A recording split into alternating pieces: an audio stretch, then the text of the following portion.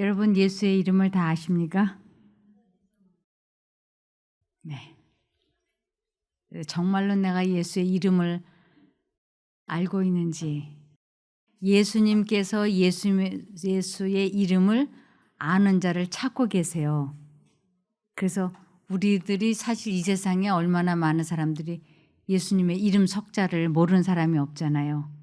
그러는데 예수님께서 정말 예수의 이름을 아는 사람을 찾고 계시거든요. 그럼 이 예수님의 이름을 안다고 하는 것이 어떤 의미가 있는지 한번 보시겠습니다. 예수님을 여러 가지로 이렇게 상징적으로 표현을 해요. 예수님은 나는 빛이라고도 말씀하시고 생명이라고도 말씀하시고 나는 진리라고도 말씀을 하세요. 그래서 요한복음 14장 6절에 예수께서 이르시되 내가 곧 길이요 진리요 생명이니 나로 말미암지 않고는 아버지께로 올 자가 없느니라. 그러면서 예수님 자신이 내가 곧 길이요 진리요 생명이라고 말씀하셨는데요. 요한복음 8장 32절에는 진리를 알지니 진리가 너희를 자유롭게 하리라 하고 말씀을 하셨어요. 다른 말로는 예수를 알지니 예수가 너희를 자유롭게 하리라는 것과 동일한 것입니다. 그래서 이 예수의 이름을 아는 자, 예수의 이름을 믿는 자, 이게 다 같은 의미인데요. 그게 어떤 의미냐면 요한복음 1장 12절에서 13절에 보시면 그러나 누구든지 그분을 영접하는 자들, 곧 그분의 이름을 믿는 자들에게는 그랬어요. 그래서 예수님을 영접하는 것을 그분의 이름을 아는 자라고도 하고 그분의 이름을 믿는 자들이라고도 해요. 그래서 마음에 예수님을 영접하는 것, 즉 성령의 내재를 경험하는 것, 이것을 그분의 이름을 믿는다라고 하고 그분을 안다라고도 하고 그분의 자녀가 된다고도 합니다. 그래서 하나님의 자녀가 되는 권세를 주셨으니 그 예수님을 마음에 영접을 하면 하나님의 자녀가 되는 권세, 능력을 받는다고 하는 것이에요. 13절에 그들은 혈통에서나 육체의 뜻에서나 사람의 뜻에서 나지 않고 하나님께로서 난 자들이다. 즉 거듭난 자들이에요. 하나님의 성령으로 말미암아 거듭나는 것을 그리스도를 내가 영접했다라고 의미합니다. 그러면 내가 정말 하나님의 자녀인지 아닌지 검증을 해봐야 되잖아요. 확증을 해봐야 됩니다. 시편 9편 10절에 보시면 여호와시여 주님의 이름을 아는 사람은 주님을 의지하니 그랬어요. 의지하다라는 건 믿는다라는 뜻이에요. 그래서 여호와시여 주님의 이름을 아는 자, 곧 마음에 그리스도를 영접한 사람들은 주님을 믿는다고요. 그래서 영접하지 않는 것은 하나님을 믿지 않는 것으로 간주가 되는 것이에요. 그러니까 예수의 이름을 안다라고 하는 것은 영생이냐 아니냐로 아주 중대한 결정이 납니다. 그래서 이는 주께서 주님을 찾는 사람을 버리지 않으셨기 때문입니다. 그래서 주님을 찾는 자라고 하는 것은 예수님을 믿는 자, 그 마음에 예수님을 영접한 자를 의미하죠. 그래서 요한복음 17장 3절에는 영생은 이것이니 곧 유일한 참 하나님이신 아버지를 아는 것과 아버지께서 보내신 자 예수 그리스도를 아는 것입니다. 영생은 예수님을 아는 것에서부터 시작이 된다고 하는 것이에요. 그래서 예수를 안다라고 하는 건 다른 말로 내 마음에 주님을 영접한 것을 의미하는 것이죠. 그래서 예수님을 영접하는 건 구체적으로 어떻게 하는 것인가? 빌립보서 2장 5절 너희 안에 이 마음 곧 그리스도 예수님의 마음을 품어라. 그래서 예수님 안에도 있는 그 생각을 내 마음에 들어왔을 때 선택을 하는 것을 예수님의 마음을 가졌다 그러고, 그것을 예수님을 내 마음에 영접했다, 예수를 안다, 이렇게 설명을 합니다. 그래서 예수님의 생각은 내가 만들어서 한 내 생각이 아니고 하나님께로부터 오는 것은 다 창조물인 거예요. 예수님은 어디서 주워다가 주는 게 아니고 그분이 사람들 마음에 생각을 주는 것은 다 그분의 것은 창조된 거예요. 이것을 시편 51편 10절에 보시면 하나님이여 내 속에 정한 마음을 창조하시고 그랬어요. 정한 마음, 그건 예수님의 생각인 거예요. 그래서 내 속에 정한 마음을 창조하시고 내 안에 정직한 영을 새롭게 하소서. 즉 예수님의 마음을 품는 것을 이렇게 설명을 하는 겁니다. 그래서 내 속에 예수님을 영접하고 믿는 것을 하나님이여 내 속에 정한 마음을 창조하시고 내 안에 정직한 영을 새롭게 하소서라고 하는 것이죠. 이것을 아주 구체적으로 예수님이 세밀하게 말씀을 하셨어요. 어떻게 구체적이고 세밀하게 말씀을 하셨느냐면 요한복음 14장 10절에서 11절에 내가 아버지 안에 있고 아버지께서 내 안에 계심을 내가 믿지 않느냐. 예수님 안에 아버지가 계시고 아버지 안에 예수님이 계신다. 이거는 두 분이 생각을 주고받고 하는 것을 의미하는 것이에요. 제 남편이 나와 똑같은 생각을 주고받고 하는 것을 둘이 한 몸을 이룬다라고 얘기하는 거예요. 그래서 예수님은 언제나 아버지 하나님의 생각을 마음속에 받아들이고 그 생각대로 움직이셨어요. 그래서 예수님 마음에는 언제나 아버지 하나님이 계셨다 그러고 또 하나님 아버지 마음속에는 예수님이 계셨다고 똑같은 생각을 공유하고 있는 것을 내가 아버지 안에 있고 아버지께서 내 안에 계심을 내가 믿지 않느냐. 너 이것을 내가 그런 것을 너 믿냐? 안 믿냐? 이렇게 하는 것이. 내가 너희에게 하는 말들은 내 스스로 하는 것이 아니라 아버지께서 내 안에 계시면서 그분의 일들을 하신다.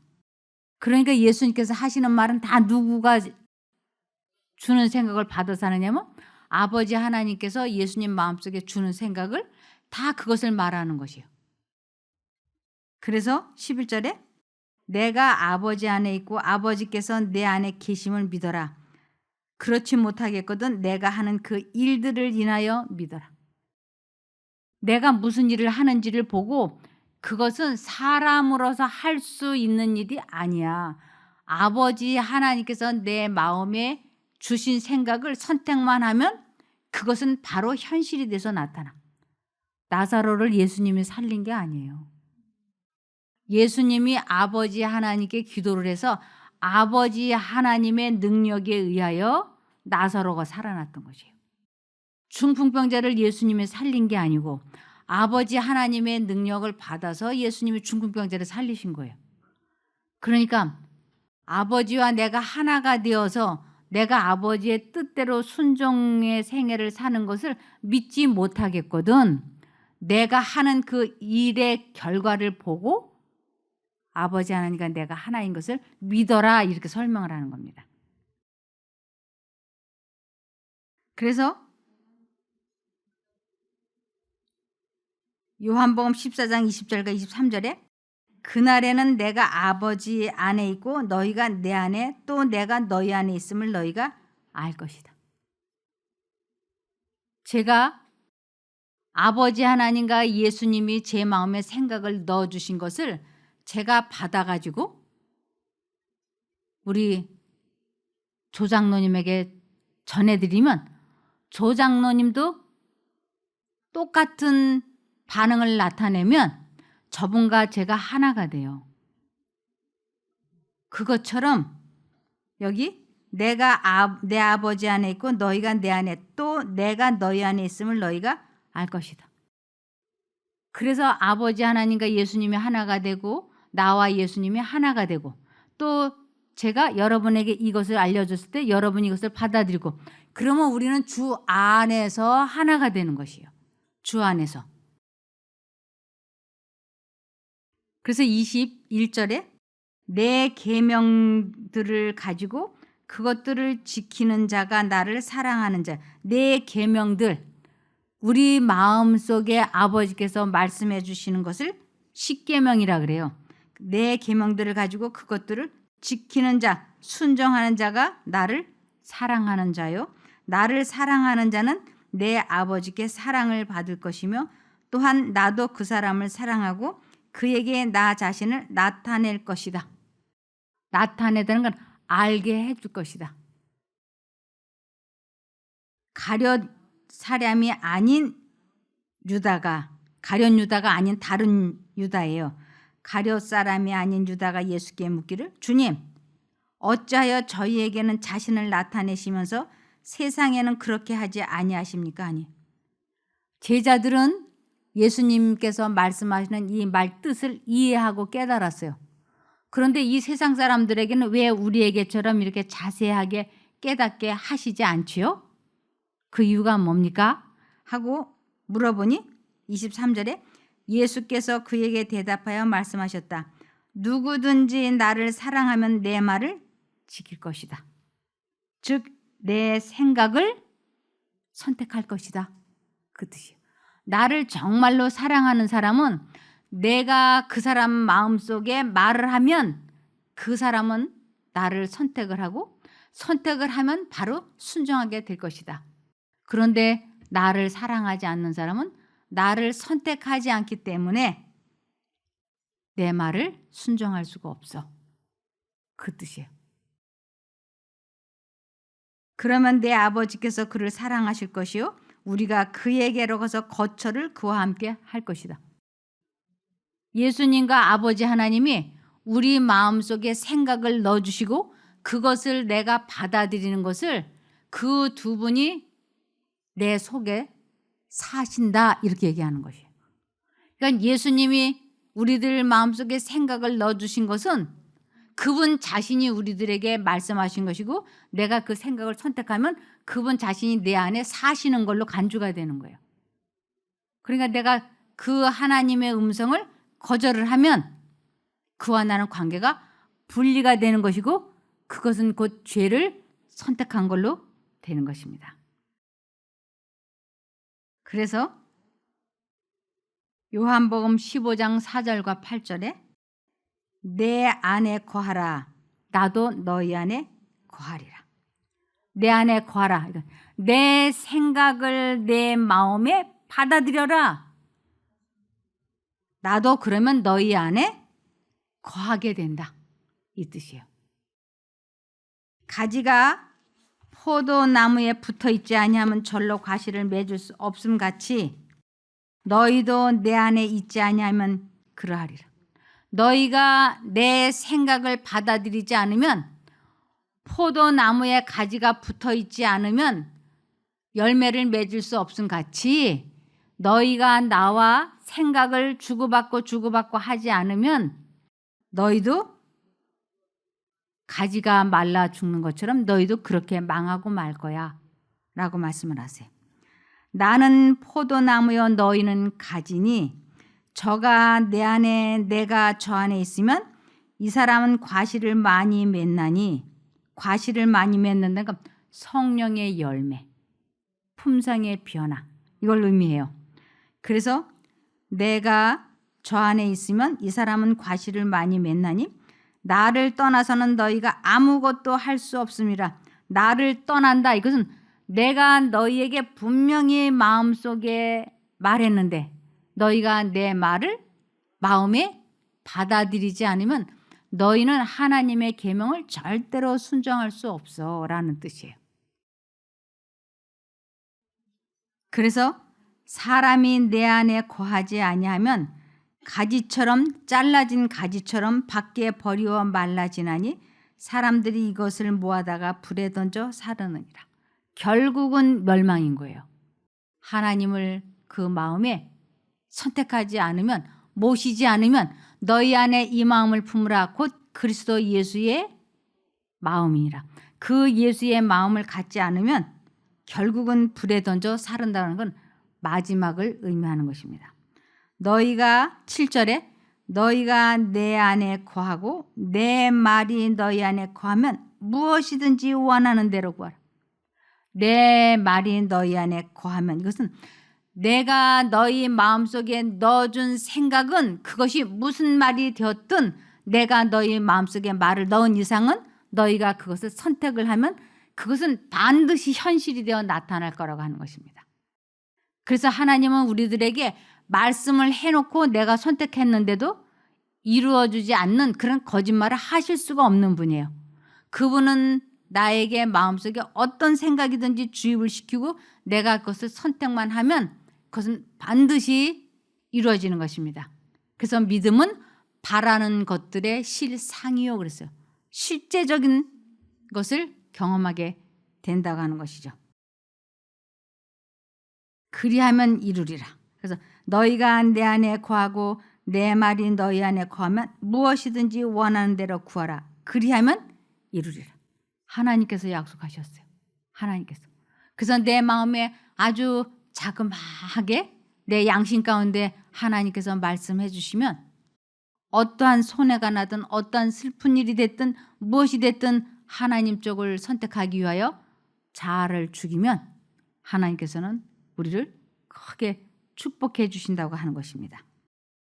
그래서 8절에 너희가 과실을 많이 맺으면, 즉 성령의 열매를 많이 맺으면 내 아버지께서 영광을 받으실 것이요 너희가 내 제자가 되리라. 그래서 그러면 내 마음에 정말 그리스도가 계신지 계시지 않는지 점검을 해보고 확인을 해봐야 되잖아요. 왜냐하면 안 계신데도 내 안에 예수님이 계시네 라고 믿었다가 뚜껑 열어봤는데 아니면 큰일 나잖아요. 그러니까 아직 내가 목숨이 붙어 있을 때 확인을 해보라 그랬어요. 그래서 내 안에 그리스도가 계시지 않네 라고 하면 다시 시작을 하면 되니까. 이것을 고린도후서 13장 5절에 여러분은 자신이 믿음 안에 있는지 점검하고 자신을 시험해 보십시오 그랬어요. 예수 그리스도께서 여러분 안에 계신다는 사실을 알지 못합니까? 이것은 사실이야. 거짓말이 아니야. 예수님이 여러분 안에 계신다는 사실을 알지 못하십니까? 이것을 모르면 여러분은 시험에서 불합격한 사람들입니다. 그래서 예수님이 내 안에 계신지 계시지 않는지 점검하고 확증하고 시험해 보라고요. 절대로 안 계신데 그래도 내 안에 예수님이 계신다 라고 착각해버리면 우리는 영생을 놓치기 때문에. 그래서 하나님께서는 이거는 사실이야. 그러니 검증하고 시험하고 확증해봐 하고 말씀을 하시는 것이에요. 예수님이 내 안에 계신다고 하는 것은 예수를 영접하는 것이고 예수를 영접하는 것을 그 이름을 믿는 자라고도 하고 예수의 이름을 아는 자라고도 하는 것입니다. 그래서 영생은 예수를 아는 것이 영생인데 그러면 예수가 내 안에 계시면 어떤 맛인가? 맛이 있는데. 그래서 구약 성경에서는 하나님의 여호와의 선한 맛을 맛보아 알지어다 그랬어요. 이 사람하고 같이 있으면 참 편안하다. 이 사람은 어쩌면 이렇게 정직하지? 이것이 그 사람에게서 풍겨 나오는 이미지이고 그 사람에게서 우리가 맛을 느끼는 거예요. 우리가 사과를 먹어도 맛이 있고 포도를 먹어도 맛이 있는 것처럼 사람을 이렇게 만나서 대화를 나눠 보면 이 사람이 참 인품이 좋은 사람이네, 나쁜 사람이네, 이 감이 오지 않습니까? 그것처럼 하나님이 내 안에 거하시면 그 하나님으로부터 오는 그 감화력이라는 게 있어요. 그 감화력이 어떤 것인가 하는 것이에요. 하나님의 감화력은 첫 번째로 내가 하나님을 내 마음에 영접하기 위하여 해야 하는 일이 있어요. 그냥 아무것도 안 하는데 그냥 예수님이 쑥 들어오시지 않아요. 우리가 남의 집 손님으로 갈 때 제일 먼저 하는 게 뭐예요? 문 두드리잖아요. 그래서 안에서 누구세요? 하고 마이크에다 대고 물어보죠. 누구세요? 저 아래층에서 왔는데요. 네. 확인을 해보고 문을 열어주잖아요. 저 도둑놈인데요. 그런데도 문 열어주는 사람은 없잖아요. 그래서 예수님께서도 볼지어다 내가 문 밖에 서서 두드리노니 누구든지 내 음성을 듣고 즉 나인 줄 알고 문을 열면 내가 그에게로 들어가 그로 더불어 먹고 그는 나로 더불어 먹으리라. 그러니까 반드시 우리 마음속에 하나님의 음성이 하고 들려올 때 문을 연다라고 하는 것은 하나님을 선택하는 것을 의미하는 것이에요. 예를 들면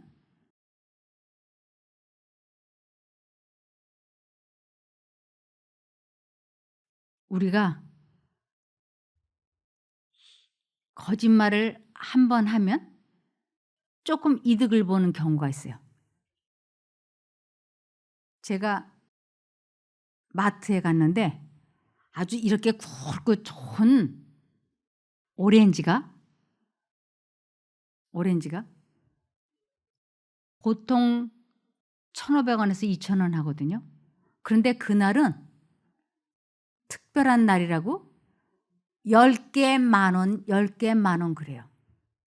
그랬더니 사람들이 막 몰려들어 갖고 검은 봉투 속에 막 집어넣고 딱 갖다 주면 그냥 그 사람이 세어보지도 않고 10,000원만 받고 물건을 내주는 거예요. 이제는 내 차례가 된 거예요. 내가 오렌지를 집어넣는 거예요. 탁탁탁탁.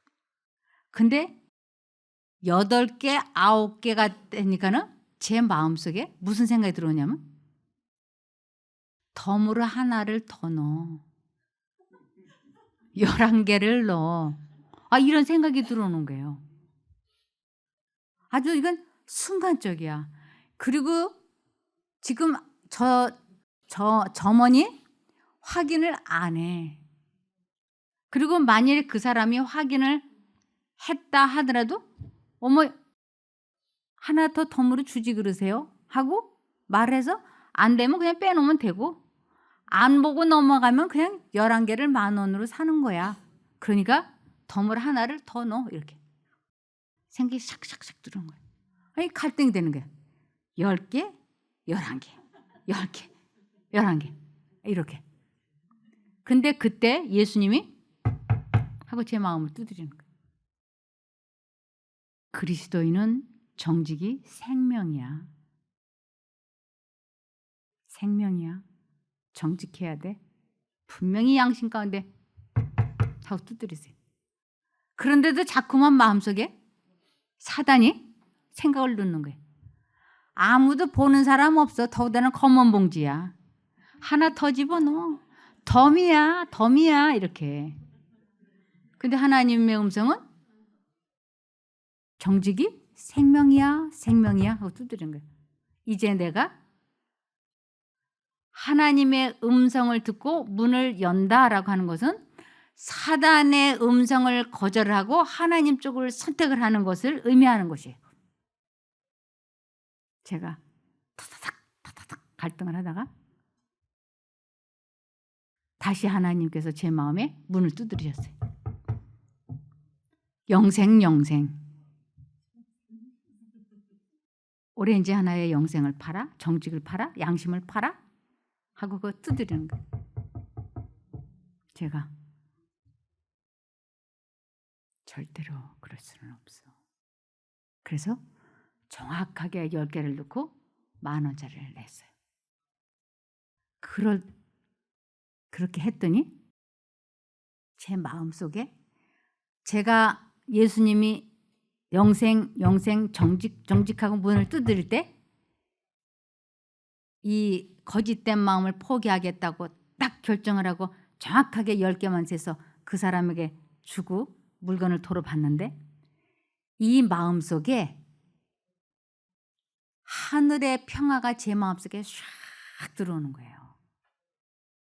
그 평화, 그 기쁨, 아주 작은 거지만 나는 정직하게 했다라고 하는 그 보람, 이것이 하나님의 선하심을 맛보아 아는 거예요. 그리고 그 하나님으로부터 오는 그 평안을 체험하는 것을 하나님의 이름을 안다라고도 하고, 그분의 그 정직해야 돼 하는 그 생각을 선택한 것을 내가 그리스도를 마음에 영접했다라고 하는 거예요. 그러니까 매 순간마다 나 자신과의 싸움인 거예요. 분명히 예수님은 매 순간 문을 두드리거든요. 아주 작은 일에서부터 큰 일에 이르기까지 우리들 마음에는 계속 예수님이 문을 두드리고 나는 어느 쪽을 선택할 것인가? 이쪽이냐 저쪽이냐. 그래서 하나님 쪽을 선택을 하면, 죄와 싸워서 이긴 결정을 하면 내 마음에 평화와 기쁨이 오고, 그것은 하나님의 선하심을 맛보아 체험하게 되는 것이에요. 이것이 계속 잘 되고 있다면 내 안에 그리스도가 거하시는 거예요. 그것을 여러분은 자신이 믿음 안에 있는지 점검하고 자신을 시험해 보십시오. 확증해 보십시오. 예수 그리스도께서 여러분 안에 계신다는 사실을 알지 못합니까? 이것을 모르면 여러분은 시험에서 불합격한 사람들입니다. 제가 어렸을 때는요, 8살이 기준이었어요. 극장에 엄마가 이제 식구들이랑 다 데리고 가거나 목욕탕을 다 데리고 갈 때는 8살 이상은 어른 요금을 내야 되고 8살 이하는 아이 요금을 냈어요. 그러니까 극장표를 끊는다든지 목욕탕표를 끊는다든지 차표를 끊을 때는 8살, 9살인 제가 나이가 갑자기 곤두박질을 쳐가지고 7살로 내려가는 거예요. 그럼 저는 마음속으로 아닌데 나 8살인데, 아닌데 나 지금 9살인데 이렇게. 근데 말은 못해. 그러면 차표가 성인용이 아니고 초등학교 미만, 국민학교 이하 요금으로 되니까 싸. 이것을 내 안에 그리스도가 안 계실 때 나타나는 열매인 거예요. 그런데 내 안에 그리스도가 계시면 아주 작은 일에서부터 큰 일에 이르기까지 정직에 목숨을 거는 거예요. 난 그렇게 살 수 없어. 이렇게. 아무리 손해가 난다 할지라도. 제 아들이 고등학교 2, 3학년 때 제가 운전을 하게 했어요. 여기서 저 대로변까지 제가 왔다 갔다 하기가 하도 힘이 들어서 아들이 마침 그 고등학교 사춘기 때 운전하는 거 좋아하잖아요. 그래서 무면허로 하고 다니게 제가 한쪽 눈을 감았어요. 그랬더니 얘가 날마다 운전하고 다녔어요. 저 대로변까지. 근데 어느 날 우리 아들이 전봇대를 들이받은 거예요. 걔 몸은 멀쩡한데 자동차는 왕창 망가졌어요. 우리 아들이 미안해서 하는 말이 엄마 보험으로 해결하세요. 그래. 아무도 본 사람이 없으니까 보험으로 해결하세요. 저도 갈등이 되는 거예요. 이건 몇백만 원 세이브할 수 있는데 어떡하지? 이렇게. 그 자동차 찌그러진 자동차 레카차가 왔어요. 그 사람은 당연히 얘기하는 거예요. 내가 운전하다 이렇게 된 줄 알고. 보험을 하실 거죠? 어머머머머머머머. 어머머머머머머.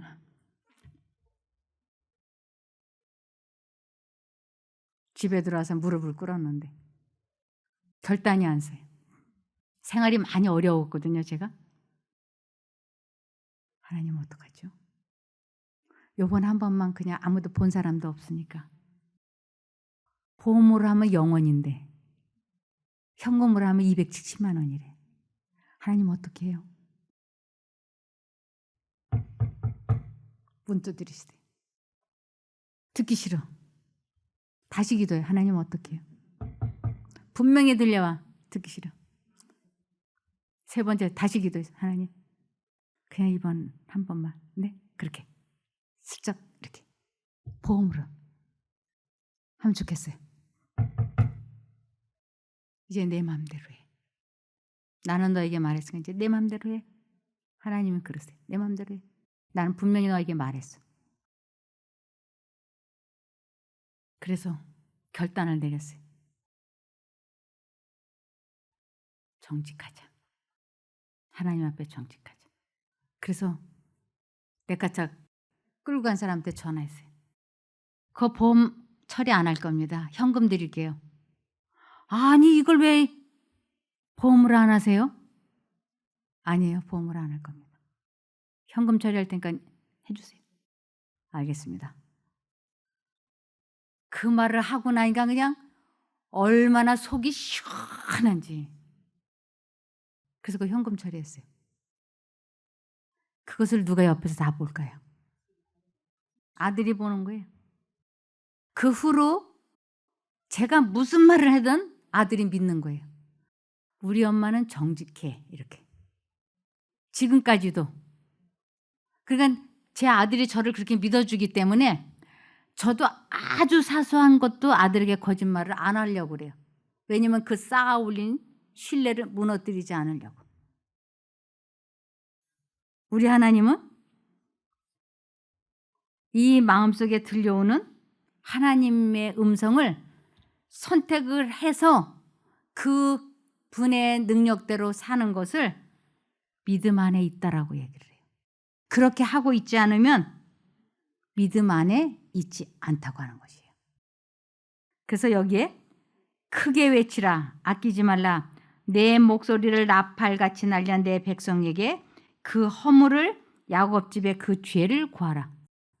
야곱집에 우리들에게 무엇이 죄인지를 고하라고 가르쳐주라고. 그게 뭐냐면 그들이 비록 하나님의 백성이라고 야곱의 집이라고 불리지만 또 그들이 하나님과 연결되어 있고 순종하며 하나님과 교통한다고 고백하기는 하지만 그들은 하나님으로부터 멀리 떠나 있다.